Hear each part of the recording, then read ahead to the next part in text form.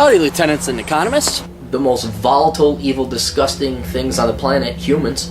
If you have a video request, you can always go to assholeconsulting.com. Yeah, I am gonna charge you, kids. And that is the importance of not fucking up. You are such an asshole!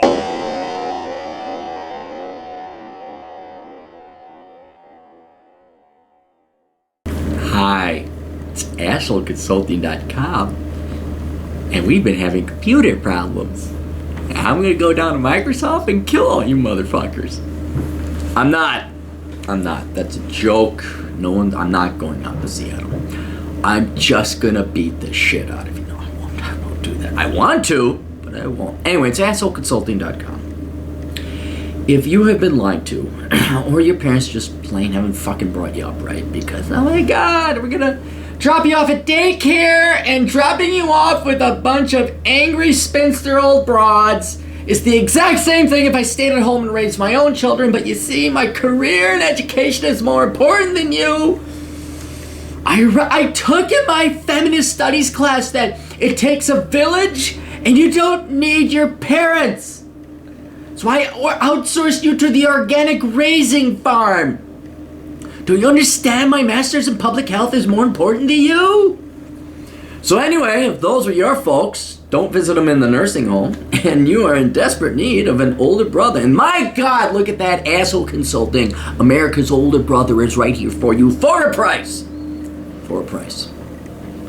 Hey asshole, here's a refresher on who I am. I'm 18, just finished my freshman year in college, work at fast food, and I date girls I have no interest in for practice. Doing this has helped me learn to control my emotions, improve my conversation skills, and hone my game. The girl who inspired me to do this is a 20-year-old, let's call her Franny. I met Franny 2 years ago, and she agreed to be my prom date last year. So what, is that legal? I probably is. You're what, 17? No one gives a shit. Over the course of that summer, I fell in love. Not love, but love. And he spells it W-U-V. Didn't know how to control it. Turned into this obsessive, emotional little pussy. Oh, yeah. And quickly fucked up any chances I had of fucking her. It was fucking embarrassing. Yep. And it took a swift kick in the ass from you. Oh, good. I got you out of it. To get me to pull myself together and move on. I recently started talking to Franny. No, God. I recently started talking to Franny again after not doing so for a year, and I got her to agree to a date or so. I thought, what the fuck? You obviously didn't learn. You have one-itis. You have one. Stop being a fucking pussy. We're gonna stop right here. She doesn't fucking like you. You don't own women. They're not things. They're not toys. They're not objects. All right? Women. Okay. Hey. What's your name? Do we want to even mention? Let's just call you Bob. I'm not gonna, because we're gonna keep you anonymous. Hey, come on over to my place. I'm going to hit you with a baseball bat. And you say, oh, I don't want to do that, Aaron. Fuck you. Come on over. Oh, come on over, Bob. Come on. I want to hit you with a baseball bat. She chose not to hang out with you. She doesn't like you. There's nothing you can do to change that. You fucked it up being a controlling, emotional, obsessive little pussy. Women don't like being controlled. They don't like being owned. You didn't think. You were like, I want her. She's mine. I just have to get out. It's too late. Once you say, she's mine, you have stepped over a boundary and transgressed upon their sovereignty, over their right to self-determination and individuality. And I understand, because of genetics, evolution, and you being young, that this is, a lot of guys slip into this. Like, well, I want her. She's mine. I'm in love. And you want that girl so much, you forget that she is a human being that has a right to tell you to fuck off and die. She has the right to date your older brother, who's much sexier and cooler, just like me. She has the right to send you videos of her getting fucked by your older brother. And she can tell you to fuck off and die. All right? We're going to stop right. I don't even know what the rest of your article is about, but for the benefit of other young boys out there, for the benefit of other older men as well, you have to get the girl to willingly want to go out with you and suck your dick. All right? And got newsflash for you. Some girls just don't want to. They just don't want to. And you can piss away your time, emotion, energy, finances, resources, and life trying to convince a girl who doesn't want to come and date you, never will. I could probably spend the rest of my life trying to convince you to come to my house and I hit you with a baseball bat. Chances are you'll never agree to that. Right? So knock it the fuck off. Respect her decision. Move the fuck on. Right? Knock it off with this caveman I own her bullshit. You do not own her. You will respect her decision. You know me, I'm no big feminist, but I am an individualist. I am for actually individuals going and living their life. And I can imagine it's got to be a royal pain in the ass for a lot of these girls to end up what you're going to become, and that's a stalker, which is fucking psycho, which is controlling, which is manipulative, and which is tyrannical and dictatorial. You don't fucking own her! So knock it the fuck off, leave her the fuck alone, and go find some other pussy. It turns out, or so I thought, it turns out Franny is a huge flake and has now flaked out on me twice. Well, gee, you think maybe you should pay the fuck attention? Geez, it's like I said, hey, Bob, come over, I'm going to hit you with the baseball bat. You say, okay, I'll be there at 6. And then 6 comes and goes. I'm like, oh, what's wrong with Bob? Are you coming over? You're like, oh, yeah, I'll be there next week at 7. Next week at 7 comes and you don't show up. Oh, I'm trying to get the impression that maybe Bob doesn't want to get hit with the baseball bat. There. She gave me excuses for both times, of course, but I suspect she was flaking the first time. No! It's frustrating. It's really frustrating. It's frustrating because you look at the lack of fathers and masculine influence. I'm not picking on you individually. This is just in general. Where it's like, really? Fucking Christ. Where's your dad? Where's your fucking older brother? Where's your uncle? What? Did your mom? Oh, yeah, your mom did. But then at the same time, I realized that without feminism, pussified, pansy-ass fathers who were present but not really there, or fathers who were just completely gone, I realized that no matter, that even though we fucked these kids up, we fucked up 2 fucking solid generations of kids, asshole consulting wouldn't have existed without it. And I guess it's like being a cop. Like, you're kind of thankful for crime because otherwise you wouldn't have a job. But you're like, shit, I wish there wasn't murder and mayhem and rape and thievery and whatever, carnage. I just wish there wasn't that. But without it, I wouldn't have a gig. It would be nice. Yeah, imagine if that was just, everything was nice in 1950s like, and there's Aaron as an economist with his little office. He has his desk. He's got his quill pen. Oh my gosh, I'm going to predict GDP. I guess this is the calling. I'm thankful that, but it pains me to see just wincing pussy behavior, unacceptable pussy behavior. Just and the naivete, like, hey, I don't think she wanted to go on with me. It's like, fuck, really? Really? This is the level we got to operate at?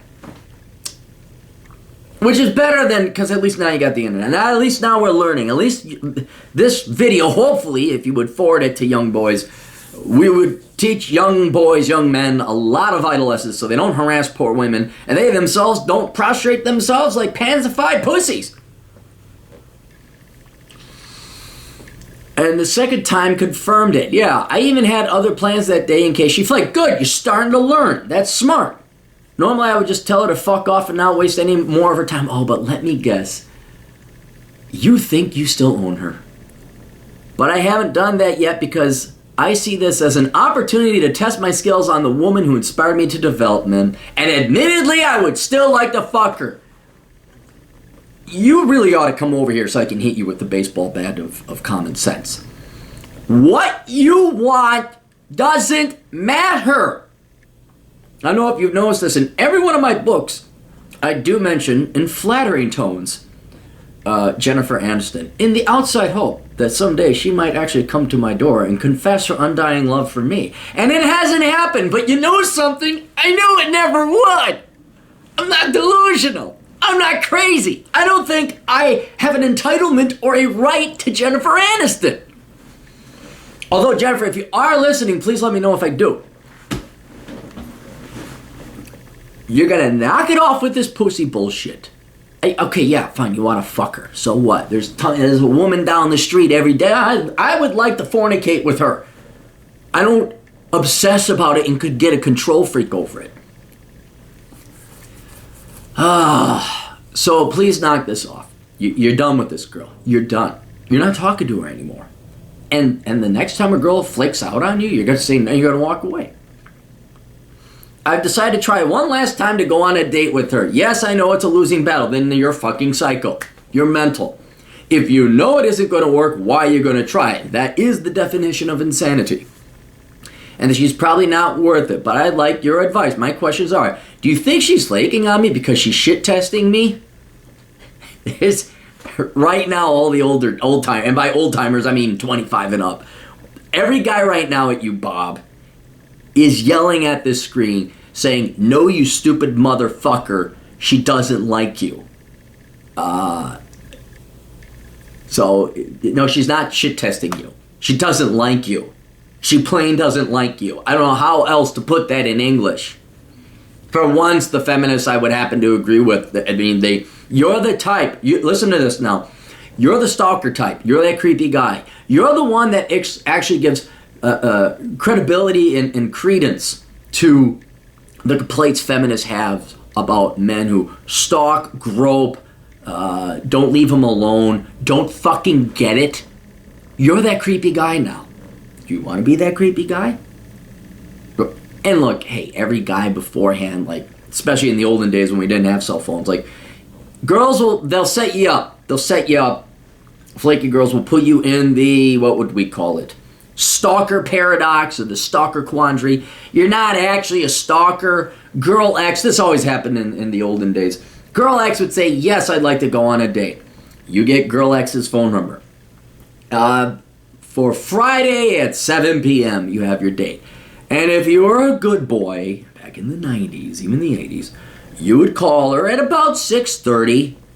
Hey, Peggy Sue, are we still on at 7 o'clock? And what would happen, it depended, but at least 50% of the time, empirically more like 70% of the time, Peggy Sue would not pick up. And then, again, because you didn't have cell phones back then, you had to stay at home in case Peggy Sue called back and she wasn't able to make it. You know, you're doing this courtesy call. Hey, are we still on for tonight? Any changes? Just want to make sure.